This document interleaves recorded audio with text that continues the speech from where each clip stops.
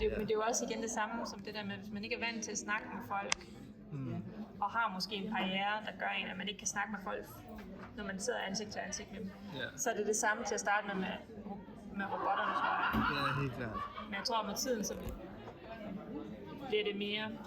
det er ikke så farligt at snakke med robot. Nej. Er det det, du har oplevet? Det synes jeg. Altså sådan,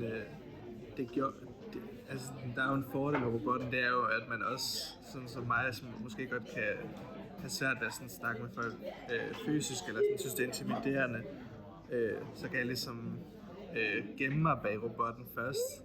Ja, det synes jeg kan være rart. Sådan, jeg kan godt være dårlig til det med sådan førstegangsmøde. Så vil jeg sådan kunne se caféen og sådan møde folk som den store Wihimide, så kunne jeg ligesom sådan lære det hele at kende, og så kommer man ned. Ja. Så det kan godt være sådan en skjold, der kan være sådan lidt rart, i hvert fald for en som mig at have. Ja. Føler du det, når du tager herned bagefter arbejde? Nej, fordi det er meget frivilligt eller sådan. Ja. Og jeg har ligesom snakket med folk. Jeg synes, som om jeg er lige varmet op. Ja. Det er sådan det der sociale batteri, det skal lige... det skal lige lade sig op. Ja. Og så kommer det, og så smitter den der energi mere og mere af fra arbejdet. Ja. Bliver det mere... det er ikke så farligt at snakke gennem robot. Er det det, du har oplevet? Det synes jeg. Altså sådan... der er jo en fordel ved robotten, det er jo, at man også, sådan som mig, som måske godt kan have svært ved at sådan snakke med folk fysisk, eller sådan, synes det er intimiderende, så kan jeg ligesom gemme mig bag robotten først. Ja, det synes jeg kan være rart. Sådan, jeg kan godt være dårlig til det med sådan førstegangsmøde. Så vil jeg sådan kunne se caféen og sådan møde folk som den store Wihimide, så kunne jeg ligesom sådan lære det hele at kende, og så kommer man ned. Ja. Så det kan godt være sådan en skjold, der kan være sådan lidt rart, i hvert fald for en som mig at have. Ja. Jeg har hørt mange af dine japanske kollegaer, som jeg jo arbejder med til dagligt, sige, at det der med, at man har lige det der filter der, gør, at man ikke føler sig så overvældet med det hele. Og det er jo mere et filter. Ja. Det gør, at man nemmere kan lægge sådan noget distance til det. Også sådan i forhold til sådan... Bare det der med at snakke, at sådan betjene folk, det kan godt være sådan intimiderende. Altså præstere, at der er nogle ret klare rammer. Det er jo selv nyt med Wihimide, at der er meget sådan opgaver, sådan små opgaver hele tiden, som er virkelig rart for mig i hvert fald. Som kan være svært at finde i sådan andre sådan jobs. Ja. Jeg føler i hvert fald, det er noget af det, der er sådan sværest at finde, det er sådan jobs, hvor man sådan har mange små opgaver, man hele tiden skal forholde sig til.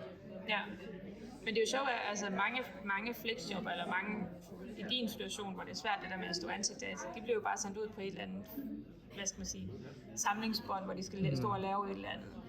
Så man fjerner dem helt fra det sociale. Altså, hvad tror du, vil du hellere have været ude i sådan en situation, eller har det været det der med, at den sociale har givet dig noget ekstra, tror du? Det sociale har helt klart givet mig noget ekstra.